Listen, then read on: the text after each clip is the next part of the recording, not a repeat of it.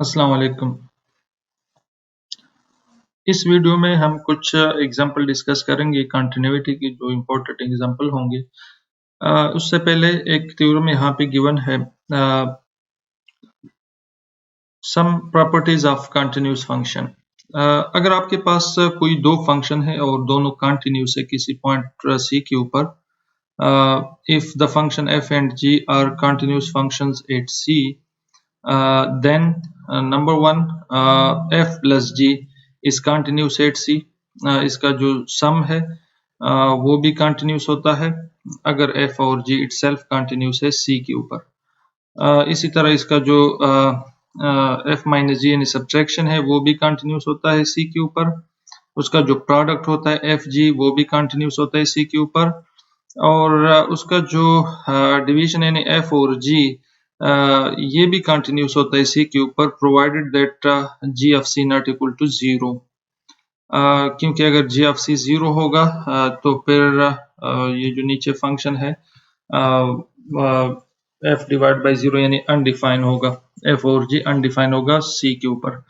तो ये कुछ प्रॉपर्टीज हैं। अगर दो फंक्शन कंटिन्यूस है तो f प्लस जी कंटिन्यूस होता है, f माइनस जी भी कंटिन्यूस होता है, इसका प्रोडक्ट भी कंटिन्यूस होता है और डिवीजन भी कंटिन्यूस होता है, provided that g of c not equal to 0। एक एग्जांपल है थॉमस की बुक में, आप क्वेश्चन नंबर 49 देख सकते हैं। Find a non zero value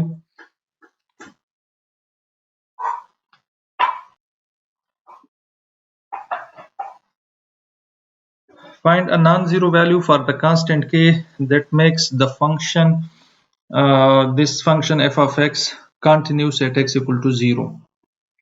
ये एक फंक्शन गिवन है, पीस वाइज फंक्शन है, f of x is equal to tangent k x divided by x when x is less than 0 यानी when x is negative, and the value of the function f of x is 3x plus 2k square when x greater or equal to 0। Zero के ऊपर जो है हमने इस function को continuous बनाना है to find a value of K आपको नजर आ रहे हैं यहाँ पे भी, के आपको नजर आ रहा है यहाँ पे भी। एक तो ये चीज याद रखें कि जब भी कोई इस तरह की पीस वाइज फंक्शन गिवन होते हैं तो जहाँ पे फंक्शन की वैल्यू चेंज हो रही होती है या इंटरवल चेंज हो रही होती है वहां पे आप कंटिन्यूटी चेक किया करें, क्योंकि वहां पे फंक्शन डिसकंटिन्यूस हो सकता है। सो यहाँ पे x लेस देन 0 पे फंक्शन की वैल्यू ये है और x ग्रेटर देन 0 पे फंक्शन की वैल्यू फिर चेंज हो जाती है। तो 0 जो है टर्निंग पॉइंट है जिस पे फंक्शन की वैल्यू चेंज हो रही है, तो इस 0 के ऊपर ये फंक्शन डिसकंटिन्यूस हो सकता है और हमने इस x इक्वल टू 0 के ऊपर इस फंक्शन को कंटिन्यूस बनाना है और इसके लिए हमने k की वैल्यू को फाइंड करना है।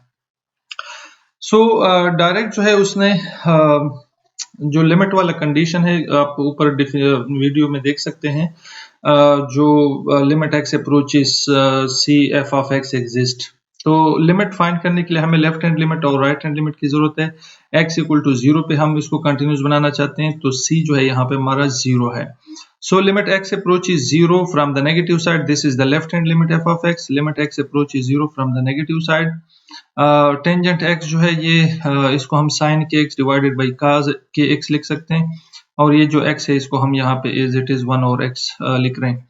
k कांस्टेंट है, सो सॉरी अब यहाँ पे एक चीज जो है नोट कर लें कि ये जो साइन के एक्स है और नीचे x है, इस x के साथ अगर हम एक k को मल्टीप्लाई करें तो फिर इस पे जो लिमिट की एक प्रॉपर्टी है कि limit when x approaches 0 sine x और x इज इक्वल टू 1, तो ये प्रॉपर्टी हम यहाँ पे फिर अप्लाई कर सकेंगे। सो इसके लिए एक्चुअली हमने क्या किया है कि एक k जो है हमने मल्टीप्लाई किया और एक k जो है इस x के साथ डिवाइड मल्टीप्लाई किया नीचे, और एक जो है यानी डिवाइड और मल्टीप्लाई किया। k कांस्टेंट है उसको हमने बाहर लिखा, limit x approach 0 sine kx divided by kx, ये जो साइन kx है डिवाइडेड बाई kx, और ये जो cos kx है इसको हमने सेपरेट 1 और cos kx लिखा। So this is equal to k limit sine kx और kx और लिमिट x अप्रोच 0 1 और cos kx। हम लिमिट दोनों फंक्शन पे अलग-अलग अप्लाई कर सकते हैं। So this is the value of k, limit x approach 0 sin kx और kx, ये एंगल यहाँ पे सेम होना चाहिए, ठीक है, साइन x और x हो या साइन एनीथिंग और वही जो है डिनोमिनेटर में भी यानी एंगल सेम हो। अगर यहाँ पे साइन kx है तो नीचे भी kx होना है, अगर यहाँ पे साइन 10x है तो नीचे भी 10x होना चाहिए। तो ये लिमिट जो है 1 की इक्वल है, और जब हम यहाँ पे 0 अप्लाई करेंगे ये लिमिट, तो ये cos 0 बनेगा, cos 0 इज 1, तो ये आता है कि, तो लेफ्ट हैंड लिमिट जो है वो आता है कि। इसी तरह अगर 0 के ऊपर हम राइट हैंड लिमिट की बात करें, अच्छा एक चीज यहाँ पे इंपॉर्टेंट, सबसे इंपॉर्टेंट, कि यहाँ पे हमने f ऑफ x की ये वैल्यू क्यों यूज की, इसलिए क्योंकि हम इस 0 को अप्रोच कर रहे हैं फ्रॉम द नेगेटिव साइड, ठीक है।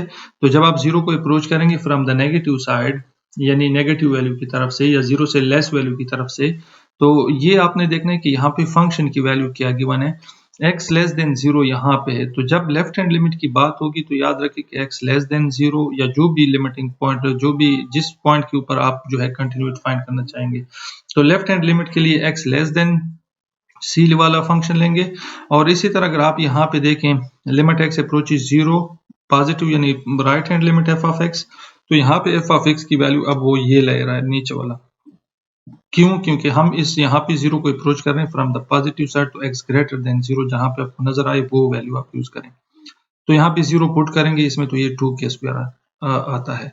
सो अगर इस for the whole limit to exist the left hand side limit should be equal to the right hand side limit.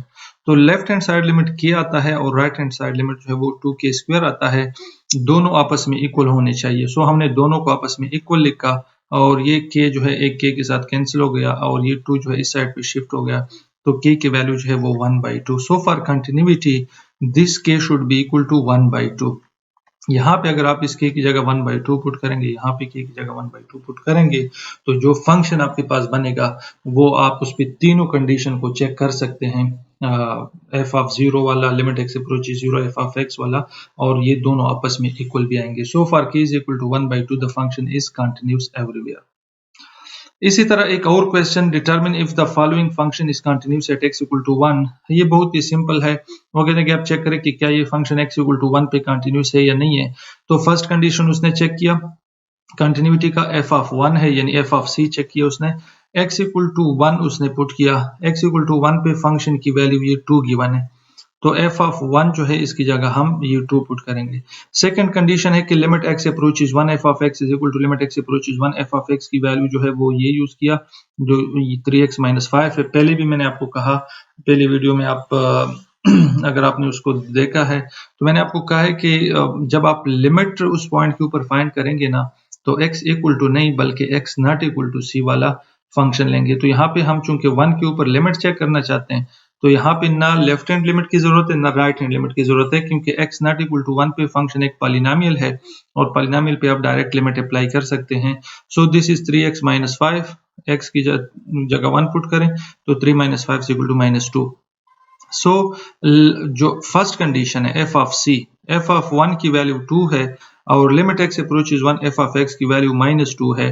So f of 1 और limit x approaches 1 f of x ये दोनों आपस में equal नहीं है, तो थर्ड कंडीशन जो है यहाँ पे फेल हो रहा है, and so we can say that the function f is not continuous at the point x is equal to 1।